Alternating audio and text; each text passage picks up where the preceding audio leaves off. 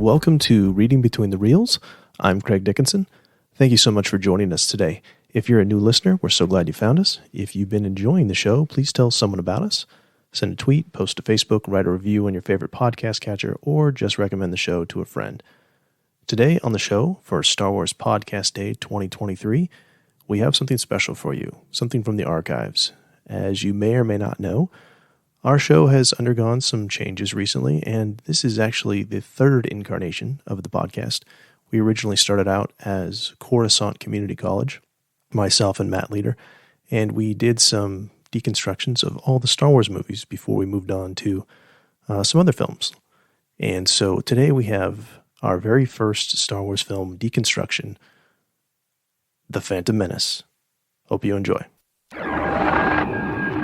I'm Craig Dickinson. And I'm Matt Leader. Today on the show, we'll begin a series of in-depth examinations of the Star Wars films, starting with a deconstruction of Episode 1, The Phantom Menace. In addition to sharing our general thoughts on the film and its place in the larger Star Wars canon, we'll be breaking down this film by giving special focus to the aspects that we covered in Season 1. So let's go ahead and look at cinematography. So I wanted to take this film and break it down in exactly the same type of way that we did for the first season. So I've looked at composition, color, and camera work, and I'll just go ahead and talk about composition first. And some things that stood out to me immediately were the circles, the way that people are arranged, specifically Anakin before the Jedi Council when he's being tested. It's a scene that we saw in the first trailer. And from doing a little bit of research, I'm finding that, it's a very Kurosawa thing, especially like Seven Samurai. It's a very striking image. You don't usually see people standing in that particular way with one person in the middle. It's a very significant thing. And some of the things that I made connections with that was, it kind of reminds me of like the Knights of the Round Table, and that all the Jedi kind of have this equality thing happening, even though we know there's different levels, that Yoda and Mace Windu are higher than some of the other ones, but they all kind of have an equal place in that council. But if you're in the middle of that, it's going to be a really intimidating thing. It also reminds me when Obi-Wan and Qui-Gon are talking to Boss Nass, and they are sitting in like a circle, and they're talking to what I can only assume is the council for the Gungans. And Obi-Wan mentions that the Gungans ought to care about the Naboo because they form a symbiote circle where everyone affects the other. And so they should care. Just going along with that idea of like circles, the round table, this idea of equality, but I also think symbiotic relationship. Yeah, that's really cool. So you have this like very literal circle and this metaphorical circle thing happening at the same time. It's driving that point home. Moving on. That's the big thing I had for composition. Did you have anything else for composition? I just kind of focused in on how there was a little bit of high angle, low angle being used in the scenes with Boss Nass, both in the beginning with Qui-Gon and Obi-Wan, but also with Queen Amidala coming to ask them for help, and right. How he is in this position of power. And I kind of see the Gungan people as there's like this separateness between them and the Naboo. And this was something I was going to bring up later as far as set design. But it seems to me that there's these two kind of tribes on Naboo. And the Gungan get this feeling of kind of the quote unquote lesser tribe. Like they feel a bit aggrieved. They feel like the Naboo think they're better than them. You see that in basically most of the film that they are actually higher than everyone else. They have the ability to be helpful and to give the aid that the characters in the movie need.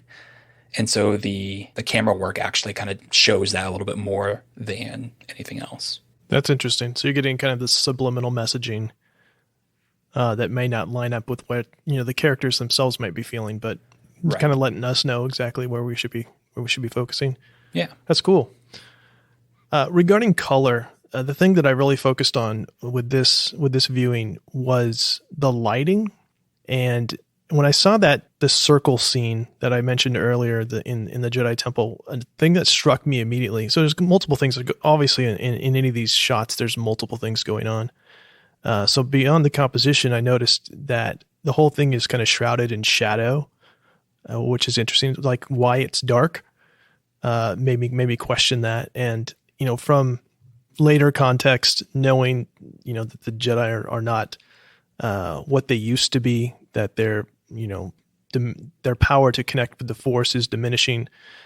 It seemed to me to be symbolic that the Jedi's understanding of what's going on with Anakin and what they should be doing is kind of a little bit in the dark, and you're getting that message through the lighting in that situation. That's the way I'm going to interpret that. And kind of continuing with that is when, while that's happening, it's Qui-Gon and Anakin, or right before that rather, Qui-Gon and Obi-Wan walk outside after they've kind of presented Anakin as a candidate. And then the sun is setting. I remember hearing that they'd actually, when in later versions, this is another thing, how Lucas is continually tweaking the films, or had been, that they even made that scene a little darker for later versions, just to really emphasize that the sun is setting outside, quite literally, while it's metaphorically setting on the Jedi Order, that the Jedi Order's time is coming to an end. That exact thing stood out to me too. Sunset's kind of a classic symbol of endings, and Anakin joining the Jedi Order, the fact that Qui-Gon kind of brings him in despite the challenges from the Jedi Masters, right? It's the very beginning of the end as far as the Order itself, although we know that Anakin does go on to bring balance to the Force eventually. Right.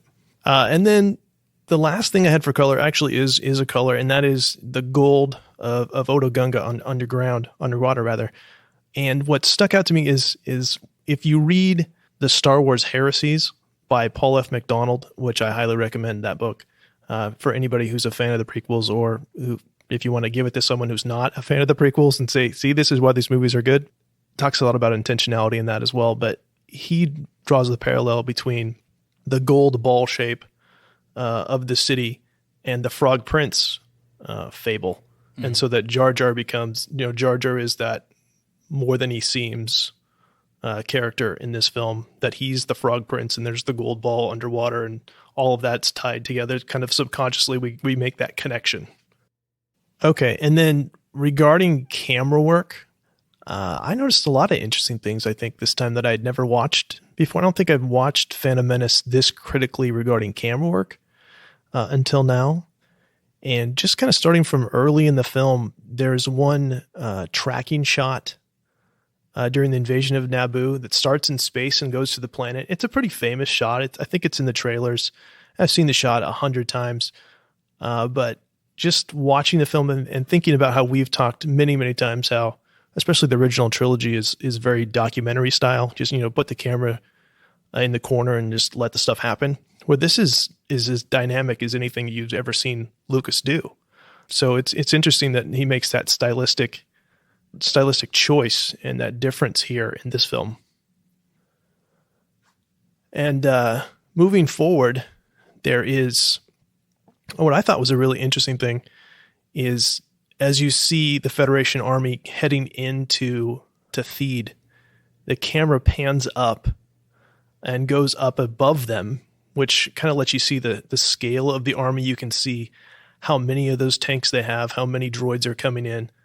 And then it immediately cuts to Theed, which is shot at a low angle, which I thought I interpret that as it's showing a moral superiority to it. It's looking down at the Federation to show them. I mean, they're very strong, but morally speaking, like they have the low ground, and then Theed has the high ground, morally speaking. I also had the fact that there's a very famous shot of Amidala in a very wide shot where you see her very small, looking out the window, which I interpret as that she's feeling helpless and very alone. I mean, there's no other droids or creatures or other humans in that scene at all. Her advisors are gone.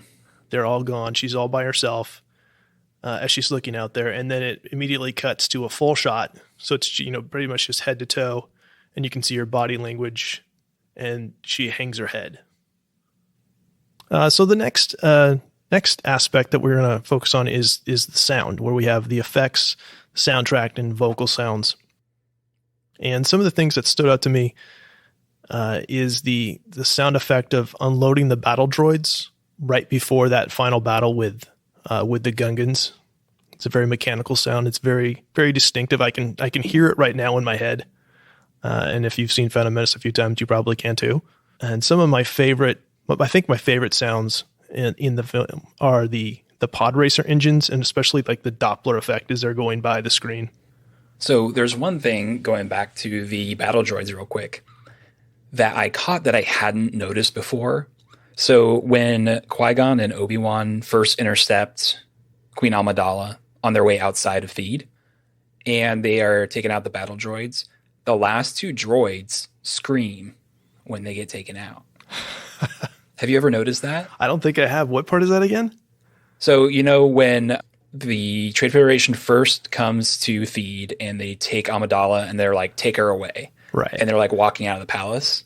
And then Obi-Wan and Qui-Gon come and cut down all the battle droid guards. Like the last two droids, I think it's like a force push, if I'm remembering correctly. Yeah. And they like squawk, scream. It's really weird. Like I don't recall any other battle droid making that kind of sound. That's great. And that's something that like really stood out to me. And I do think that like in this movie in particular, the battle droids don't have much personality at all. And by the third episode, they've got a lot more of a quirky, humorous personality. And so I don't know, that particular sound effect just seems kind of out of place. Like it would have made way more sense in episode 3 where they got a little more personality in them. But not so much in this one. Right. It's just seeding that for you, right? There's the payoff coming. All right. So the next sub aspect for sound is the soundtrack, essentially the music. And of course we have to talk about Duel of the Fates, which is, that's the big theme from this movie. I don't know, how much I can say about it because I can't really break down what it is. Musically, I don't have that background, but that's the thing that I always, when we start watching the films with kids, I'm like, okay, this is going to have some new themes in it. The biggest one is the Duel of the Fates, and to think about, the title and what that actually means, that we're fighting over the fate of, probably Anakin. We can talk about that, and the fate of the galaxy, really. One that always stands out to me is Palpatine and Maul's introduction, the music that's playing over. Mm-hmm. And I want to say that it's the same track that plays when Ben visits Exegol. When he first visits Exegol, I believe it's the same chanting kind of music. I could be wrong, but it's definitely similar. And just that music right there always kind of grabs me. And that's the one thing I think this movie just knocks out of the park totally and completely. I mean, I would put the score for the Phantom Menace up there, like Duel of the Fates, like you said, might be one of the most iconic tracks in all of Star Wars. Right. I mean, it's that good. But I think Phantom Menace has these little, and I think that's, you're talking about planting the seeds for later films. I think musically, those seeds really bear fruit in later films as the score kind of matures and references back to things from this film. Right. Yeah. So, I mean, that's the thing when we watch the film with the kids and they've seen a couple of films already that we've introduced a leitmotif already. And so it's a fun thing to, okay, now listen for that same music again in this film in a different context. A couple of things that I pulled out was, when you hear the Force theme for the first time in this film, when Qui-Gon's plunging his lightsaber into the door and the Neimoidians are like, they're still coming through. The Force theme surges right there. That's always a very powerful thing. And, chronologically speaking, that would be the first time we'd hear the Force theme if you watch them in that order too.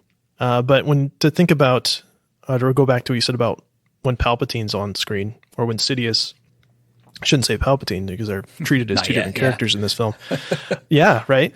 When Sidious is on screen, you can hear snippets of his theme from the end of Return of the Jedi, or from whenever he's on Return of the Jedi. I'm not sure if there's two separate tracks. So, when we get to Rise of Skywalker, I'll definitely be listening to hear if I'm hearing that same thing. But what I've always enjoyed is that you get, at the end of this film, you get the Augie's Great Municipal Band playing them having the parade at the end, that is the same song that was playing when Sidious was on screen. It's Palpatine's theme, but, played in a different key and played happy. Right. And so you have this great irony that like they're celebrating the victory of Palpatine. They just don't know it yet. They just don't know it yet, which is cool. The Trade Federation theme is a great theme. Going back to that scene I mentioned earlier when they're landing on Naboo, and the thing that I always think of now, I can't not think about it, and we'll talk about it when we do Attack of the Clones too. Is it's the same music that we hear when Obi-Wan's overlooking the clones on Kamino, which is a very interesting thing that you have. Well, these are the bad guys, and this is their theme song. Well, these are the good guys, and they have the same theme song, right? You're supposed to be it's a little jarring, and it's supposed to be. Yeah. And then the last thing I want to point out here is something that blew me away when I heard it. I didn't recognize it until it was pointed out to me.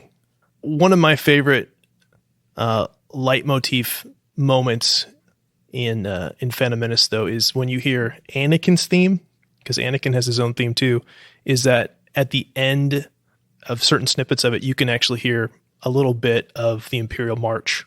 And so the Imperial March is embedded in Anakin's theme. I just like that's exceptionally cool that Williams put that in there. And thanks, to David Collins for pointing that out on Star Wars Oxygen. So I can't not hear it now, but I never heard it until it was pointed out to me. And then, of course, the last sub-aspect is the vocal sounds, which, of course, I have to mention the Wilhelm scream because it's in all these films. And so that's just something we point out to students too, or they start to get better at it, to recognizing that on Naboo when one of the Naboo fighters a guy gets shot and falls and makes the sound. But I also wanted to point out how we have the announcers at the pod races kind of a type of voiceover. I mean, they're actually on screen, but they're serving the purpose of doing kind of some narration for us. And we don't see them the whole time. So it's kind of a in-universe voiceover. Kind of a little way to disguise narration that you might not normally have, but to still kind of guide the viewer along with what's going on. Yeah, exactly. So moving on to performance, we have our sliding scale of acting with static, dramatic, and melodramatic. What did you have anything specific for static? Everyone. This is one thing that I really struggle with this film, is that I feel like a lot of the performances are very static, and the emotions that I feel like probably should be shown are very muted, and it's not necessarily every character every time.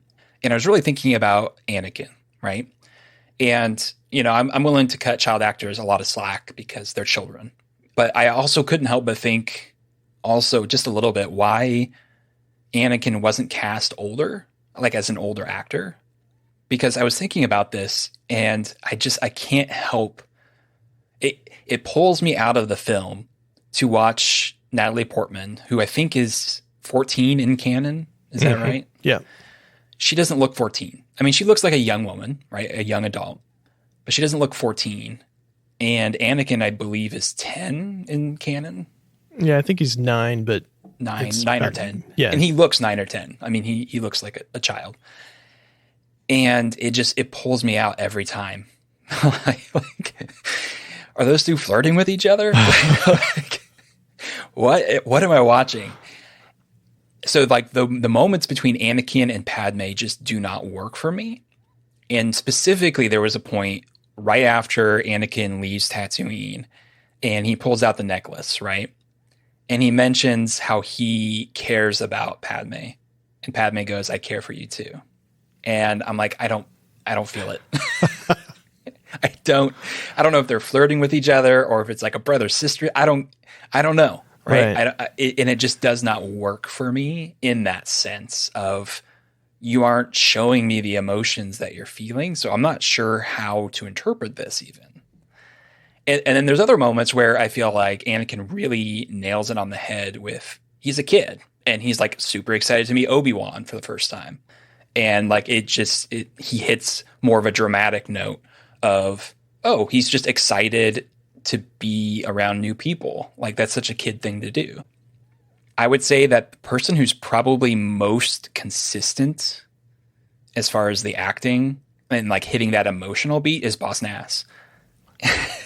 For me, he's upset and he's like annoyed that Jar Jar's back. And then when Padme / Queen Amidala comes and kneels before him, you can just see he's like, oh, you don't think you're better than me. And I think, I don't know who his voice actor is, but the animators and the voice actor, I think, were just pitch perfect with Boss Nass up and down. And I might say a close second was Jar Jar, even though he was quite melodramatic the entire time. I think that's the direction he was given. I think that's the way he was written. And so Ahmad Best, I believe, is the actor. Yeah, for both, Jar Jar. Voice actor and for acting, quote unquote, on set. And I think he hits his mark. Like, I think he does exactly what he was asked to do. And even though he's very melodramatic as Jar Jar, I think that it brings that over-the-top comedy, even if that sometimes feels a little jarring and out of place at certain moments in the film. I think that's exactly what he was supposed to do, and I think he really hits it. Okay. You know, it's interesting because I wonder if your opinion will change if you ever have a 9-year-old in your house. Because I have a 10-year-old who's recently a 9-year-old, and I see a lot of the same kind of all over the placeness. To me, it feels natural, and maybe I'm looking at it with blinders on. But I mean, I get what you're saying. Like there is a little bit of cringiness in the 9 and 14, and you know, maybe they were the same age. It would be a different thing. I guess for me, it's easier to justify if I go, well, you know, he's clearly below her station in multiple ways. Does that have to have an age gap? I don't know. That was the choices that they made. Right. But yeah, I mean, we talk about, I just had for Static, and we've talked about this before. And then we have in the great video that you made where we look at, you know, Natalie Portman being Static. We talked about that a lot. And as far as that being very intentional too, with the whole Amidala persona, and the fact that you can have the handmaidens basically step into that role because, you know, the baseline is so flat for that. There's not a whole lot of tics or personality that comes through, and like it's very much a flat character that, you know, it's interchangeable. I guess not so much in this film. I had Ian McDiarmid down for melodramatic, but it's not so much in this film. I think I always think of melodramatic with him, that he's just chewing scenery. There's a little bit when he's Sidious. Palpatine, he's pretty subdued for the most part.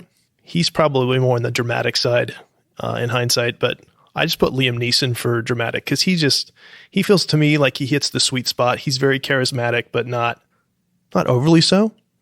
And I think some of that too is just I really love that character, Qui-Gon Jinn. So there's definitely some different things going on. It's a different style of acting. We've talked about this too, that it's not 90s or, you know, 2020 style acting. It's very, you know, 30s and 40s style acting, which can be a bit jarring for a modern audience. And I think this might be the one category I think we probably disagree the most on. Yeah. Because I think I have a more critical view towards the acting and the performances in general. I tend to agree with you about Ian McDiarmid as Palpatine Sidious. And I do think that you're right where it is more melodramatic in later films, but I even get a sense of that. Just the voice change he does when he's acting as Sidious.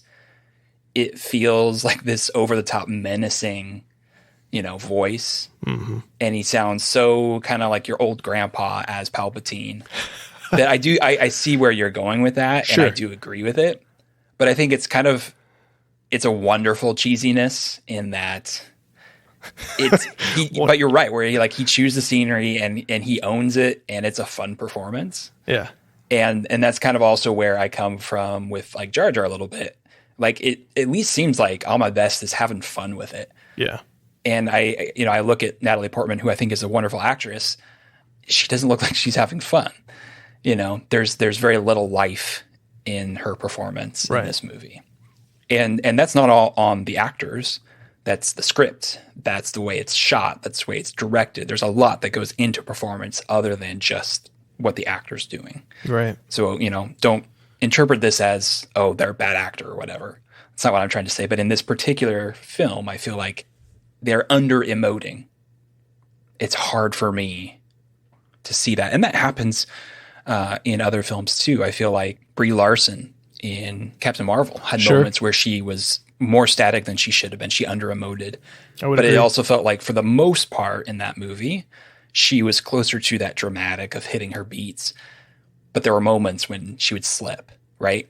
And so it's easier for me to forgive that if it's a couple moments within a movie. And I felt like the opposite here, where everything felt under emoted. And then there were moments when they were hitting their beats. So I struggled with that.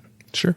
So I want to talk about dialogue as part of performance. I found myself really enjoying certain elements of the dialogue. I mean, people have talked about the wooden dialogue and that kind of stuff, but I think there's a lot of things in Phantom Menace that's very quotable and very important moving forward. I enjoyed right away that, the first act, I mean, it's not the first bit of dialogue, but it feels like it's the first bit where, Obi-Wan takes off his hood and it drops immediately. I have a bad feeling about this. That's always a fun Easter egg to pull out. I love that it's Obi-Wan off the bat that does that.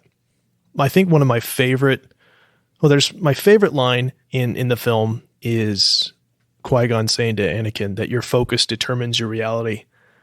And I mean, I've looked at that for a while now as just being, that's a good motto for life.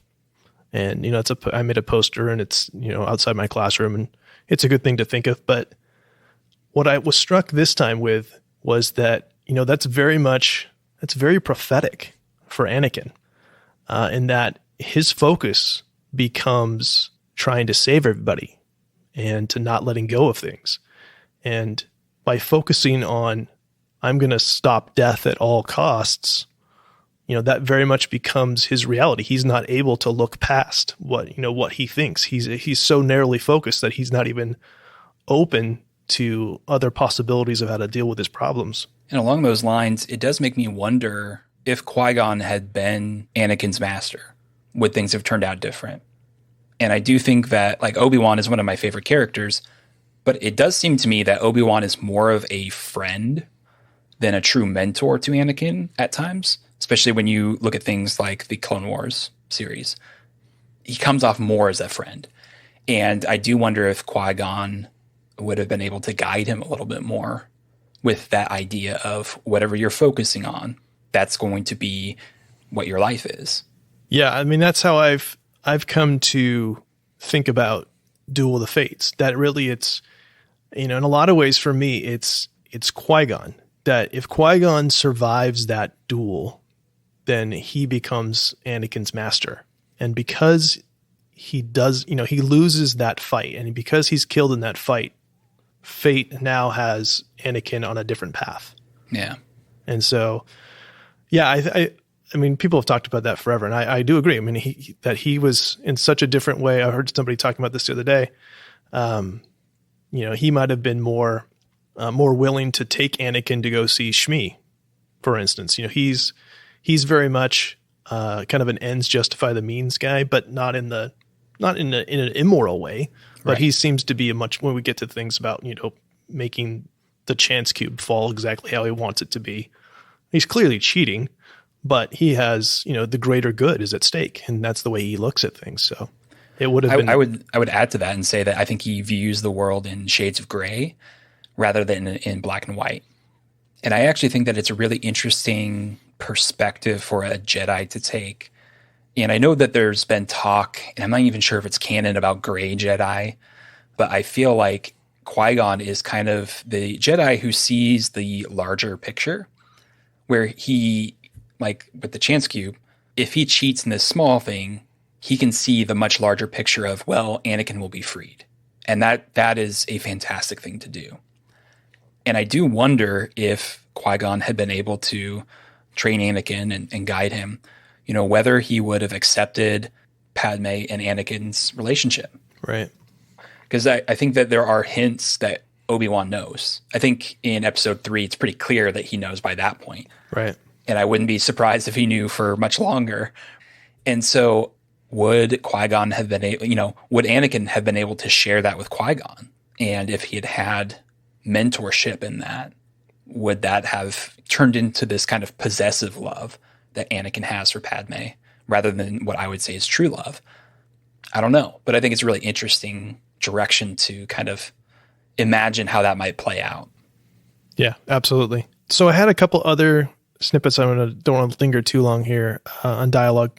Examples that I loved was, one is Palpatine saying, "We'll watch your career with great interest." I mean, that's just dripping with foreshadowing, and which is, if you're watching the film and that's the first Star Wars film that you see, it probably flies right over your head. But those of us that had seen the original trilogy first knew that, that was, well, that's not good. And what's another thing that's interesting with this film is that you have this, you refer to the prophecy whole speech from Mace Windu introducing a concept that we hadn't had yet, that really kind of the rest of the prequels are tied into that, where you have, he's the chosen one, and all that whole thing was not something that we were anticipating first time watching through, because it's the first time we'd heard about it. For as far as body language and facial expressions, we've kind of talked about this already, especially with Amidala. There was a couple other instances that I looked at. One that's just for some reason always sticks in my head is that Anakin kind of scrunches up his face when he's shooting the droids when he's in the N1. I mean, that looked to me, that's a 9-year-old right there, like fully. You talked about this before, kind of a authentic 9-year-old experience. And then I just love Maul's face when he's cut in half. Just the shock. Yeah. Yeah. So costumes, we could talk about that a little bit with, especially Amidala. That's a thing that's been talked about a lot. What I think is interesting about it is that, the costume and the persona of Amidala, you can't separate those two things, along with the hair and makeup, that those are all, Amidala is this construct that's made up of those three things. I think that's a really interesting choice that they made. If I'm going to talk about makeup, you can't not talk about Maul and the tattoos, and that whole thing is a clearly very intensive process to create that character. We talked about in an earlier episode, how Sheev Palpatine is kind of dressed like a chancellor even before he becomes chancellor. And then another thing would be the fact that the Jedi robes is very much what we see Obi-Wan wearing in A New Hope, and that apparently Obi-Wan Kenobi hanging out in disguise or trying to be under the radar is still dressed like a Jedi, which is kind of an interesting choice. But I mean, I don't have a problem with it, but other people have had theories about that. So one I've heard is that essentially it's not Jedi robes. It's just that this is kind of how poor people, there's a whole bunch of people that wear these, and the Jedi are kind of taking this on as, these are our very humble costumes, or our humble clothing. So the next aspect that we should talk about is the setting and design, specifically locations, set decoration, and props. One thing I want to point out is that there's a nice balance, I think, of real world and on-set locations. We know very famously that they went back to Tunisia for Tatooine. And if you refer back to the beginning, which is a great documentary, it's available on Star Wars YouTube channel, that they had a sandstorm again, just like they had when they were making episode 4, which is incredibly ironic and kind of cool from a certain point of view. And then we have that there's a palace in Italy that was used for Theed's interiors, the palace interiors. But of course, there's lots of green screen, like when they're underwater, on board starships, and pretty much, anything on Coruscant, essentially. And to add to that a little bit, I think the most interesting part for me about the locations is the contrast between the Naboo, the Gungans, Tatooine, and Coruscant. And it really feels like the locations really divide the different kind of classes. Like when they travel to Coruscant finally, I mean, all Palpatine can talk about is how the bureaucrats have seized control of everything. You see these statues everywhere, and obviously you have like the giant city and everything. But just how different it is to then, think back to Tatooine, where it's these little hovels in this just desolate desert. And then even Naboo, which is this kind of classical architecture, but it's still very, very nice. And so I just think that they did a really good job with the locations and differentiating between the different peoples who lived in those spots. Yeah, absolutely. And that lends itself to set decoration as well. When we've talked about this before too, how the Skywalker hovel is, it's very basic and very low tech stuff in it all over the place versus just Coruscant's very opulent and Theed is very opulent. And it's just looking at it really quickly, you can tell that, this is poverty, this is wealth, this is low tech, this is high tech, this is rich, this is poor. And, it fits with the characterizations. Although with the Jedi, you can argue that, this is possibly not what you should be having if you're supposed to be, servants of the Republic. So it's an interesting juxtaposition, which, we'll talk about as we go through this as well. But just very interesting, very, I think, successful in both cases, like you had said. Did you have anything with props that stood out to you this time? Nothing in particular with the props. Yeah. For me, there's not a whole lot of, other than it's interesting that everyone has their own lightsaber, that there's not just one size fits all with the lightsabers. The one thing that stuck out to me this time was the communicator that Qui-Gon uses, which I've heard repeatedly. The Gillette shaver. Exactly. Yeah. That it's a razor, that's cool. That, you just took something real world and tweaked it into that. And the thing this time that I thought was interesting is that it's also a way that you can send the blood work over. Mm-hmm. That's kind of a cool little tweak to things that we hadn't seen before. So characters is next, and we've talked a lot about characters already. I mean, it kind of lends itself to so many different categories we've already talked about with performance and lots of other things with the camera work and those kind of things. The one thing that I wanted to talk about was the whole Qui-Gon ends justify the means thing, which we talked about. He's, such a fascinating character, introduces us to the concept of the living force, which is, a whole other thing. That's a whole show unto itself. But one thing that I thought was really cool is that we have this whole concept of duality in the film with Padme and with Palpatine.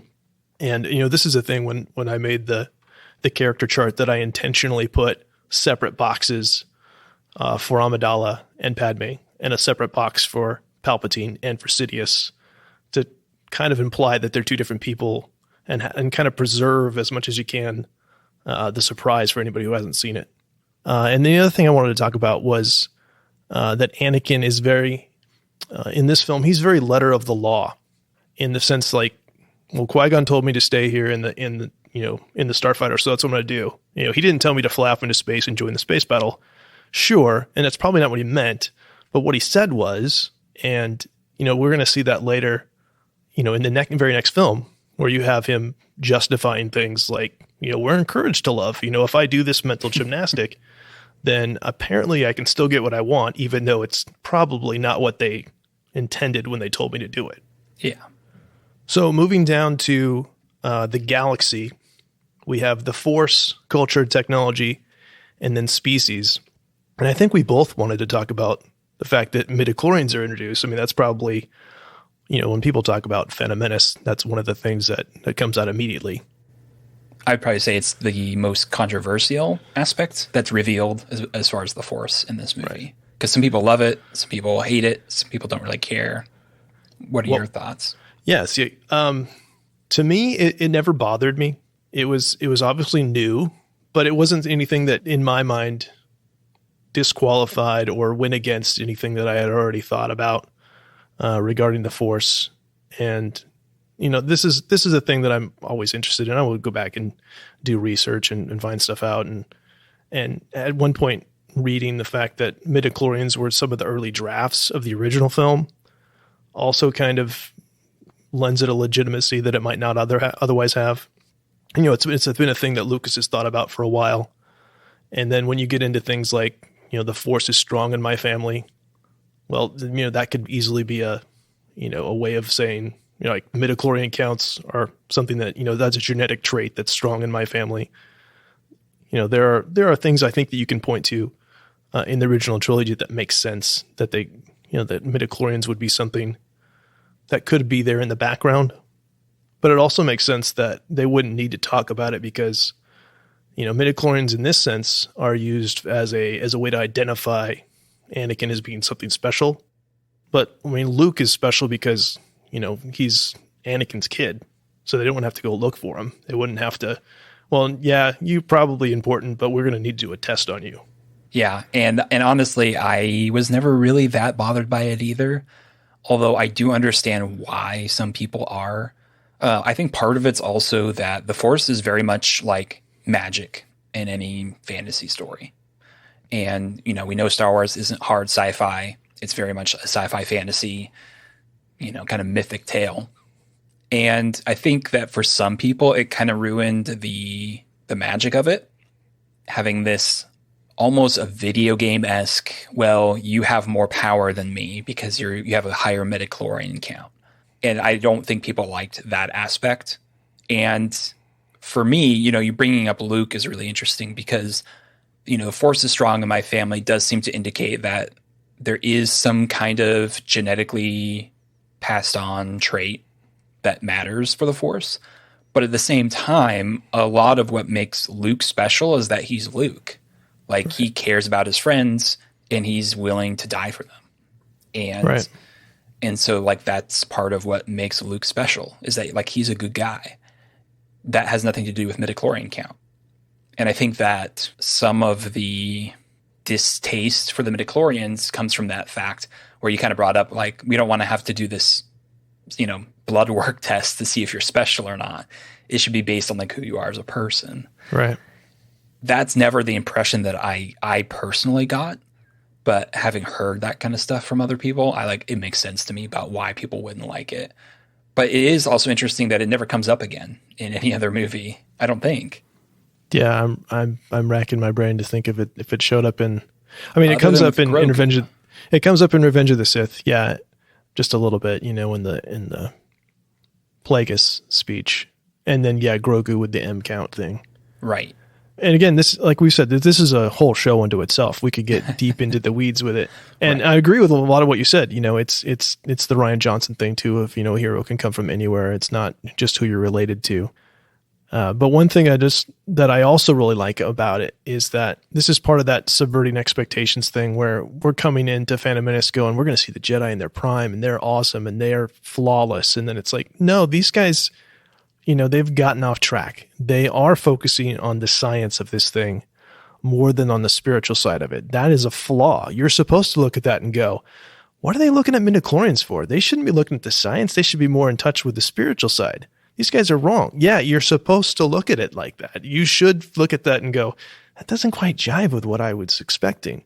And be okay with the fact that, we're getting Jedi who are flawed at this point. That's why they're able to be defeated so easily. Well, and not just overly scientific rather than spiritual, but overly legalistic. Yep. Where, Anakin is very clearly strong in the Force, and he is clearly afraid, and so they don't want to let him into the Jedi Temple, but that has never really made sense to me. Where you have this kid who's clearly afraid and clearly powerful, he should be the perfect candidate to come into the Jedi Temple for training. Right. Because he needs... Like, if you're just going to send him off, he's going to, grow stronger in the Force and not know how to control any of it. Like, he'd be the safest for both himself and for other people inside the Jedi Temple with proper training. Right. But I think it's the masters on the council, they're legalistic. Well, he's too old. He's too afraid. We can't do that. And there's no bending of the rules to, just how we said, like, Qui-Gon could see the larger picture. The Jedi Council can't do that. Yeah, no, that's great. And that totally leads into what I had for culture and technology in that. And this film, as much as it's derided sometimes, it's funny that this is the source of so much of what we know about the Jedi. We didn't know anything about the Jedi Order until we got this film. We had never heard the term Padawan. We didn't know how, a master and a Padawan were paired off. That wasn't a thing that we had seen before. And on the other side, on the Sith, we have the rule of two was introduced here. And the fact that, Darth is not Vader's first name. I remember that being a thing when, we heard the name Darth Maul, that was jarring. It was like, wait a minute. There's another Darth? How does that work? Yeah. So that's kind of cool. That's a thing I like to point out to kids. We get a lot of culture from, both of those religious orders. As far as technology goes, the thing that I liked the most this time through that I noticed a lot was just that we have, Gungans with this whole organic technology, especially underwater. I thought that was a really cool thing that we had never seen before. And then for species for this one, I mean, the Gungans is probably the biggest addition as far as organic creatures. And then you just have, battle droids. It's not really a species, but it kind of is. They're kind of sentient. And what I always thought was interesting is that they're basically disposable. We kind of talked about this before. And, this is a thing we even go into what we saw in, spoiler alert, the season finale of Mandalorian.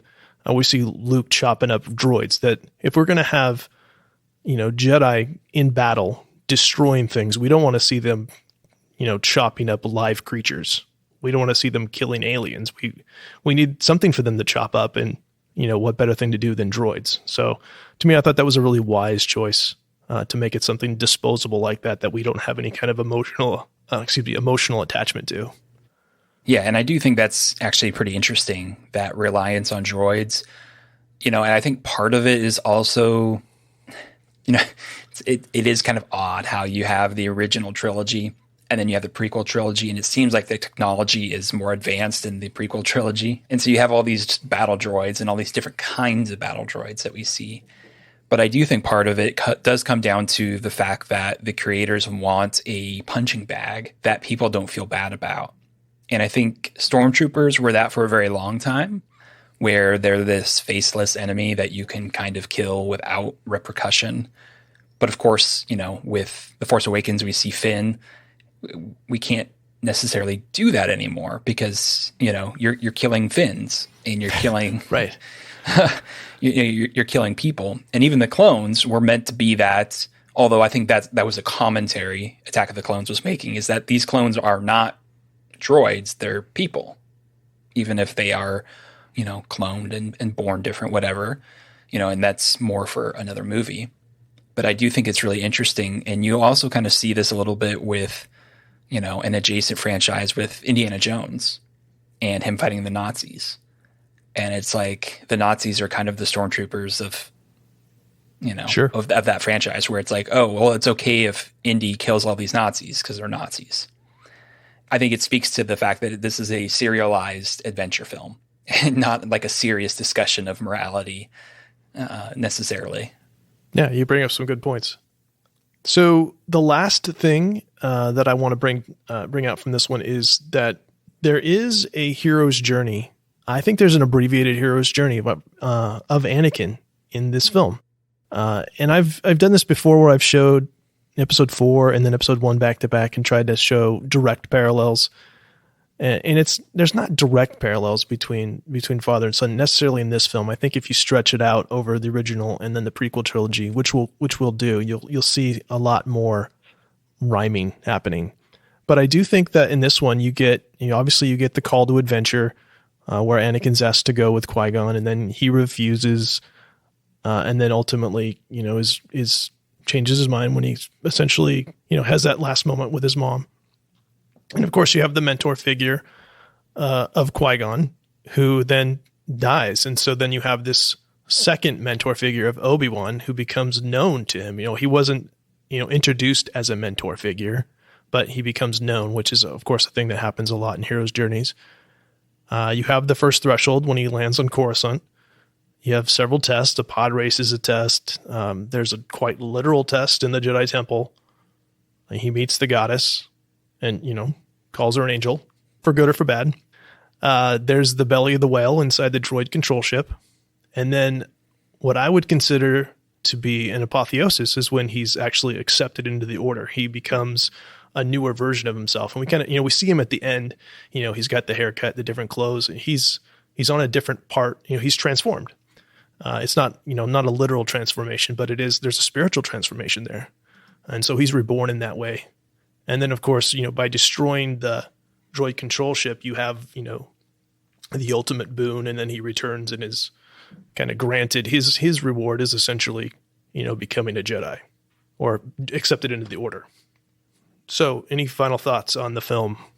Well, I got one last question for you, which is, where does Phantom Menace fall for you as a film, as a Star Wars film, as part of the larger canon? What are your just closing thoughts about the movie? I enjoy the film. I do. It's a little slow moving at the beginning. I think it works best in the context of, I like the order that I like to show it in class, where I do episode 4, episode 5, and then have it be, the beginning of a flashback sequence. And so you're getting this is going to be something big later. I think it works best that way, but that's for an adult audience. That's my perspective. My kids love it. My daughter loves Jar Jar. It works perfectly fine in and of itself. It's fairly self-contained, a lot like A New Hope was. I think you can probably just watch that and be okay. But I will say that the last few times I've watched it with my students, that I just love the end. Like the last 45 minutes is just action-packed. There's so much going on. I think the editing is really, really good. And, that lightsaber battle, the 3-way lightsaber battle, is as good as anything you'll get in Star Wars, I think, at all. And I love the end when it's just the two of them. It's so fast. The motions are totally legitimate, I think, in that. It adds so much weight to it. The fact that they're actually doing their own stunts. And then, of course, the music, Duel of Fates, you can't do better than that. So I like the film. I like it. What about you?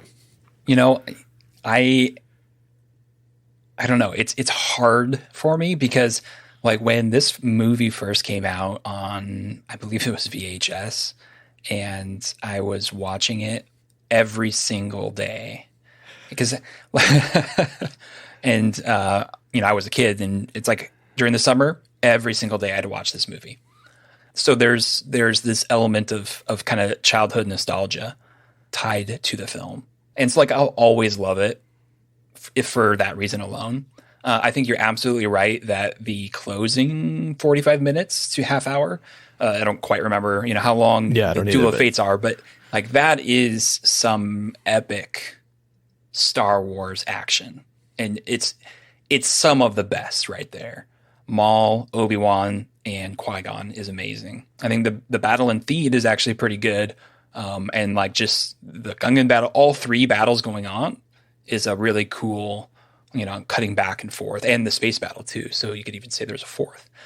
So I think the ending of the movie is quite good. I do think that the beginning of the film struggles a lot with the character building.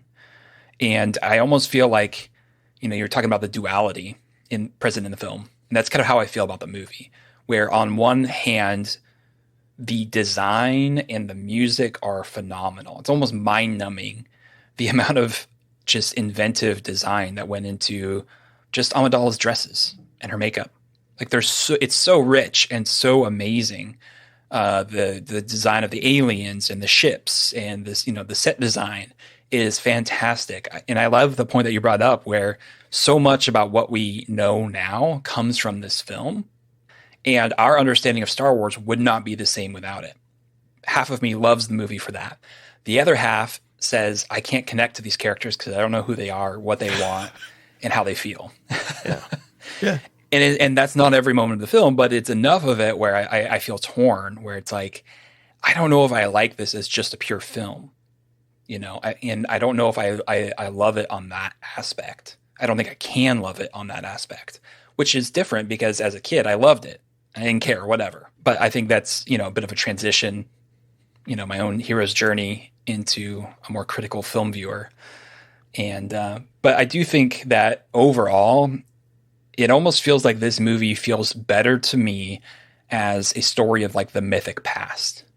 Like if I think of this as very much hero's journey, like beginning, I mean, you even have the virgin birth, right?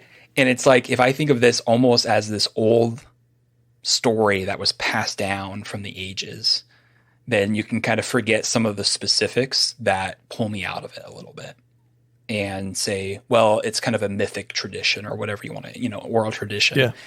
And I almost feel like, I don't want to say that's what Lucas intended because I don't know that and I don't think that, but it almost feels like subconsciously it was, because there's such a dramatic jump from this film to Attack the Clones for all of our characters, really. Just in terms of characterization, personality, appearance, all that, it feels so different. Where it feels like, honestly, the story really begins with Attack of the Clones, although there's also still so much you can't throw away from the Phantom Menace, because you would lose so much lore, and the beginnings, there are ties to the other films that you can't get rid of. And so that's where I feel like it is kind of a movie that tears me in two. That's great. Yeah, you get a little Ben Solo there. Being torn apart. Yeah. No, that's fantastic. It's interesting because you mentioned that you saw that as a kid. I mean, I saw it as an adult, and so we're kind of like in the middle. Like, I'm becoming more this, and you're, I'm becoming more childlike, and you're becoming more adult in this movie. Because I have, well, and I don't mean I'm becoming childlike in the sense of like I'm becoming infantile, but I have kids, and so I see it, vicariously through them. So I have that perspective as well as my own, and that you're seeing it, movies are different, when you see them when you're a kid versus you see them as an adult. You notice things that you didn't notice before. So, well, and all art is subjective, at least in some sense. So It's like your subjective, view and opinion of it's going to be different than mine, and that's where comparing these things, going through these aspects. I mean, that's what's meant to do, is to build a language and a vocabulary and a syntax and a framework to talk about film and to have a discussion that's beyond just, well, it was good, I don't know why, but I liked it, or the opposite. So, yeah, that's awesome. So as we close, we just want to say thank you so much for listening.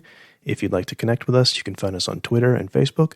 Email us at readingbetweenreels@gmail.com, or use the SpeakPipe app on our website. If you enjoyed the show, please tell a friend. And one last thing, our next regular episode, coming this Wednesday, will be a review of Ant-Man.